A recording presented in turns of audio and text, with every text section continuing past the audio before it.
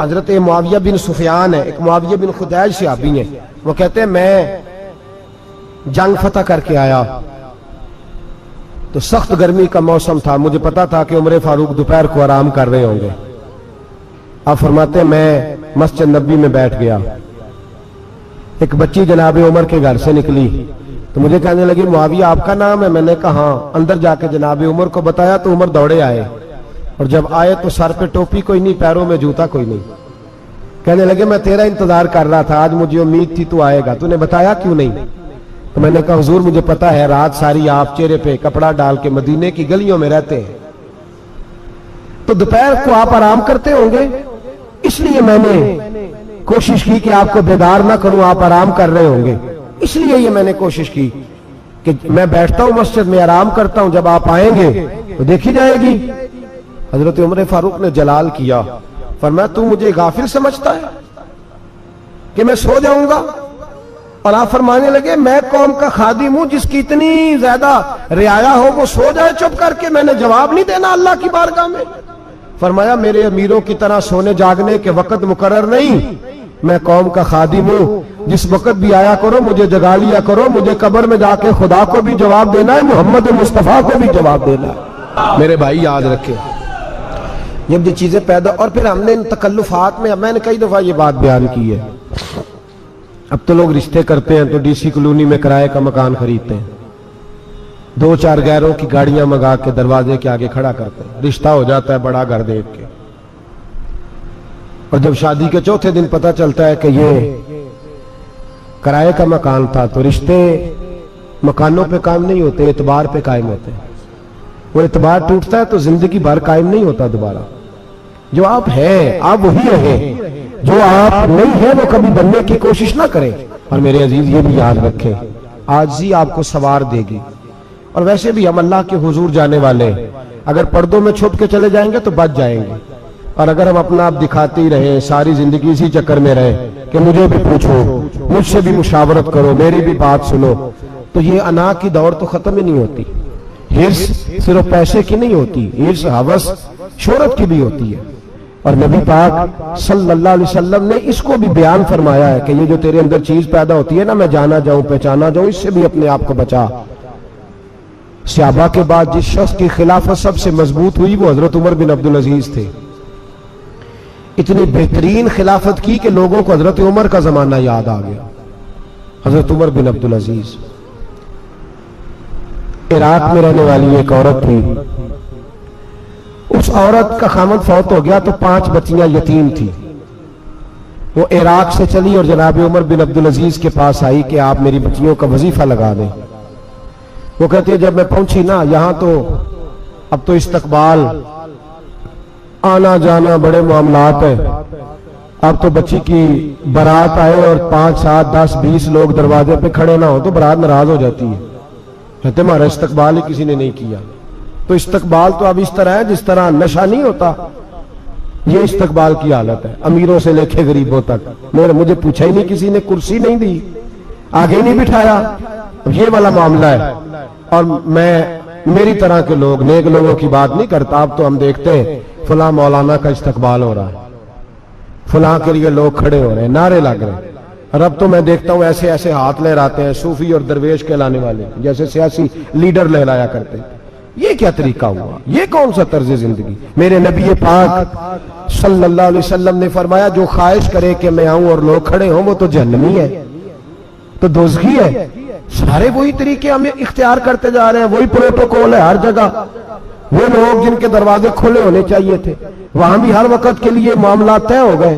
یاد رکھیں میرے نبی پاک علیہ الصلوۃ والسلام نے جو تعلیمات دی، حضرت عمر بن عبدالعزیز رحمت اللہ تعالی علیہ، عورت کہتی ہے میں پہنچ گئی، میں نے لوگوں سے پوچھا گھر کہاں ہے، تو کہا وہ جہاں بوری لٹک رہی ہے نا باہر ٹاٹ کا پردہ لگا ہوا ہے وہ حضرت عمر بن عبدالعزیز کا گھر ہے۔ کہتی ہے میں دروازے پہ دستک دی، ایک عورت نے دروازہ کھولا تو مجھے بی بی جان کے اندر بلایا، تو ان کے گھر کے اندر جب میں داخل ہوئی تو بڑا سارا سین تھا، ایک جانب کنواں لگا تھا، ایک طرف ایک بڑا درخت تھا، اور ایک چھوٹا سا बनाई हुई थी जगह बर्तन धोने के लिए, और बीबी ना बर्तनों को मिट्टी लगा के साबुन लगा के बैठी हुई थी, काम कर रही थी वो औरत। मुझे उसने दरख्त के नीचे बिठाया, पानी पिलाया। कैसे आई हो? मैंने कहा अमीरुल मोमिनीन से मिलना है। कहने लगी बैठो, थोड़ी देर में आ जाते। कहती थोड़ी, मैंने समझा घर की कोई मुलाजमा है, मैं बैठ गई। थोड़ी देर गुजरी, फिर दस्तक हुई। उस बीबी ने उठ के दरवाजा खोला तो जब वो शख्स अंदर आए तो कहने लगी बड़ी देर से बर्तनों को साबुन लगा के बैठी हूँ, कहाँ रह गए थे? कहती है वो साहब कहने लगे बस जरा मसरूफ हो गया था। दौड़े गए, कुएं से पानी निकाला, बीबी को दिया, उसने बर्तन धोए। कहती है फिर थोड़ा सा सिरका और एक रात की रोटी वो लाई, उस शख्स ने खाई। मैंने कहा कि ये दोनों घर के मुलाजम है, मियां बीवी काम करते हैं। जब वो खाना खा चुके तो वो औरत मेरे पास आई, कहने लगी उठ के मिल लो अमीरुल मोमिनीन से। मैंने कहा कौन अमीरुल मोमिनीन? तो कहने लगी कब से तो आए हैं, ये जिसने कुएं से पानी निकाला यही मुसलमानों का अमीर है, और ये जिसने दरख्त के नीचे बैठ के सिरके से रोटी खाई है यही है। ये फरिश्तों की दास्तान नहीं, ये वो लोग हैं। मैं रात को भी कह रहा था एक जगह पे कि ये लोग जो है ना, जिनका आप रोज शिकवा करते हैं हुकूमतें बड़ी खराब है, ये कोई नहीं खराब, बिल्कुल खराब नहीं। जितने सियासी लीडर है सारे सही हैं। खराब वो लोग हैं जो इन्हें वोट देकर लीडर बनाते हैं, बिल्कुल खराब नहीं। मैं तो इनके हक में होता जा रहा हूं। नाराज हो गए ना आप लोग? अल्लाह करे तुसी हो जाओ तो अगले इलेक्शन च सियाने भी हो जाओ, आमीन तो कह दे। मैंने कोई मशवरा नहीं देना, इसलिए कि मेरी नजर में कोई ऐसा शख्स नहीं जिसके लिए मैं आपसे कह सकूं कि वोट दे। और हम तो ऐसी बात करें तो कई लोग नाराज होकर चले जाते हैं, लेकिन कोई परवाह नहीं, इसलिए कि ये दीन मेरे नबी पाक का दीन सिर्फ मस्जिद का दीन नहीं।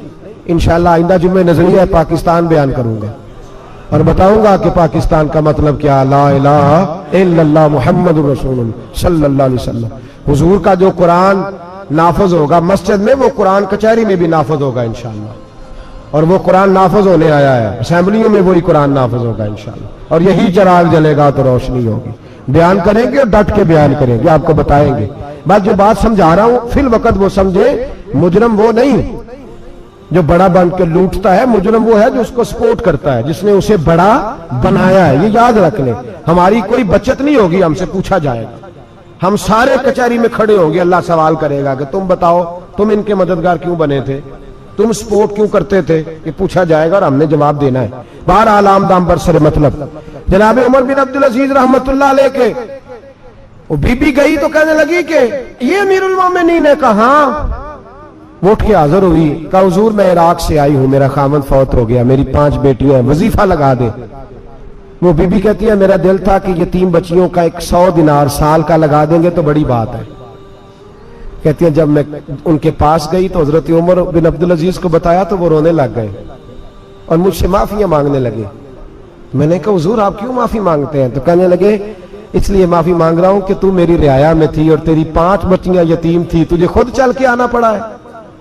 मेरा काम था तेरी खबर लेता, माफ कर दे अल्लाह की रिजा के लिए। उन्होंने वजीफा लिखना शुरू किया तो मेरी एक बच्ची का 1000 दिनार साल का लिखा। मैंने कहा अल्लाह तेरा शुक्र है। फिर दूसरी बच्ची का 1000 लिखा तो मैंने कहा अल्लाह तेरा शुक्र है। तीसरी का 1000, चौथी मैंने कहा शुक्र है। जब चौथी का लिखा तो मैंने कहा अल्लाह आपका इकबाल बुलंद करे, अल्लाह आपको हमेशा इसी तरह फलता फूलता रखे। कहते हैं जनाब उमर बिन अब्दुल अजीज ने कलम रख दिया, फरमाने लगे मैं 5वीं का वजीफा नहीं लिखूंगा, 4 बहनों से कहना बांट के इसे भी दे दे। कहा हुजूर क्यों? आप फरमाने लगे जब तक तू अल्लाह का शुक्र अदा कर रही थी मैं भी रब से जुड़ा हुआ था और अल्लाह से डर के लिख रहा था। अब तूने मेरी तारीफ की है, अब मेरी जात आ गई है, अब मैं अगर ये वजीफा लिखूंगा तो इससे अल्लाह राजी नहीं होगा, इससे मेरे नफ्स में रिया पैदा होगी। अब मैं 5वीं का नहीं लिखूंगा, जा और जाके इराक के गवर्नर को दे। बीबी कहती है मैं घोड़े पे बैठी और मैं चंद दिनों के बाद इराक पहुंची। जब सवेरे आके मैंने वालिए इराक को रुका दिया तो वो चीख मार के रोया। मैंने कहा क्या हुआ? तो कहने लगा बीबी आज रात को हजरत उमर बिन अब्दुल अजीज का इंतकाल हो गया, फौत हो गए। तो इंतकाल कर गए। कहती मैं भी तड़प के रोई। मैंने कहा मेरी ये 3 बच्चियों का क्या बनेगा? तो वो गवर्नर कहने लगा तेरे वजीफे जारी रहेंगे, तुझे मिलते रहेंगे। तो कहने लगी कैसे? कहने लगा मैं अगर तो गवर्नर रहा तो तेरा वजीफा जारी रहेगा और अगर गवर्नरी से उतर भी गया تو میں ذاتی طور پہ مالدار ہوں، پھر بھی تیری بچیوں کے ماہانہ پیسے پہنچتے رہیں گے۔ میں نے کہا تو کیوں دے گا؟ کہتی ہے میں رو پڑا، کہنے لگا اگر امیر حضرت عمر بن عبدالعزیز جیسے ہو تو پھر اللہ گورنروں کے دلوں میں بھی رحم ڈال دیا کرتا ہے، پھر میرے جیسے لوگوں کو بھی وہ بدل دیتا ہے۔ حضرت عمر بن عبدالعزیز گھر آئے، 3 بیٹیاں تھیں، ایک کو آواز دی وہ آئی تو اس نے منہ پہ ہاتھ رکھا ہے، دوسری کو آواز دی وہ آئی تو منہ پہ ہاتھ رکھا ہے، تیسری کو آواز دی تو منہ پہ ہاتھ رکھا ہے۔ آپ نے اپنی بیوی سے کہا کہ یہ بچیاں منہ پہ ہاتھ کیوں تینوں نے رکھا ہوا ہے، کیا بات ہے؟ تو بی بی رو پڑی، کہنے لگی 4 دن ہو گئے میری بیٹیاں پیاس سے روٹی کھا رہی ہیں، 4 دن ہو گئے، ان کے منہ سے بدبو آتی ہے، اس لیے وہ آپ کے سامنے آتی ہیں تو منہ پہ ہاتھ رکھ لیتی ہیں 4 دنوں سے۔ بی بی رو رہی ہے، حضرت عمر جلال میں آ گئے، آپ فرمانے لگے تو یہ رو رہی ہے، تو روئی ہے، تو نے میرے گھر میں رہ کے اللہ کی ناشکری کی ہے، تو شکر ادا نہیں کرتی کہ 3 وقت پیاز اور روٹی تجھے گھر کی 4 دیواری کے اندر مل جاتا ہے؟ رو رہی ہے، اور میں میرے ساتھ باہر نکل، تجھے وہ لوگ دکھاؤں جو جھونپڑیوں میں رہتے ہیں اور مانگ کے کھاتے ہیں، تجھے دکھاؤں۔ اتنی ناشکری کہ گھر کے اندر پیاز پہنچ رہا ہے، روٹی پہنچ رہی ہے، اور تو کہتی ہے میری بیٹیاں پیاز سے کھاتی ہیں، شکر کر فاقے نہیں کاٹنے پڑے۔ پھر اگلے لفظ کہے تو رو پڑے، فرمانے لگے میں نے تو مصطفیٰ کے وہ حالات بھی سنے ہیں جس میں کئی دن بی بی فاطمہ نے فاقے کیے، تو گھر کے اندر پیاز پہنچ رہا ہے، تو ابھی بھی سادگی، عاجزی اور قناعت نعمت تھی ان لوگوں کی۔ ہمارے ہاں روز شکوا ہے، کس بات کا؟ گاڑی کوئی نہیں، روز رونا ہے، کس بات کا؟ بنگلہ کوئی نہیں، روز رونا ہے، کس بات کا؟ بینک بیلنس کوئی نہیں، 10 جوڑے کیوں نہیں عید پہ آئے؟ اور یہ صرف عورتوں کا مسئلہ نہیں، ہمارے اندر بھی یہ بات بدرجہ اولا، ہم روز اپنے آپ کو مسکین کہتے ہیں، غریب کہتے ہیں، لاچار کہتے ہیں، مجبور کہتے ہیں۔ کبھی دیکھو جو جھونپڑیوں میں رہتے ہیں، کبھی پلٹ کے دیکھو لوگوں کی طرف جو پیدا ہوئے تو آنکھیں کوئی نہیں تھی، ہاتھ کوئی نہیں تھے، پیر کوئی نہیں تھے، وہ دیکھو جو پیدا ہوئے تو سر پہ باپ کا سایہ کوئی نہیں تھا، کیسے کیسے لوگ وقت گزار رہے ہیں۔ ہم روز آ کے کہتے ہیں کاروبار ٹھنڈا ہو گیا، حالات بڑے خراب ہو گئے، ہم بڑے مجبور، کیا ہو گیا صاحب؟ اللہ کے دن ہے، سارے اللہ کے دن ہے، وصل اچھا ہے نہ فراق اچھا ہے، یار جس حال میں رکھے وہی حال اچھا ہے۔ بس اپنے آپ کو مطمئن کریں، عاجزی، انکساری، قناعت، سادگی، اس کو اپنی زندگی کا حصہ بنائیں، اللہ دولت و سکون عطا کر دے گا۔ آخر دعوانا ان الحمدللہ رب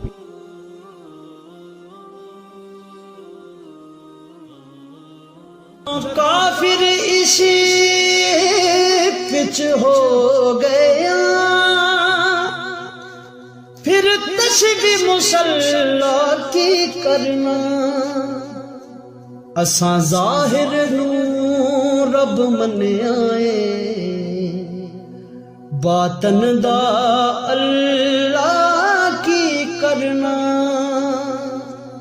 اساں ظاہر نو رب منیائے، باطن دا اللہ کی کرنا۔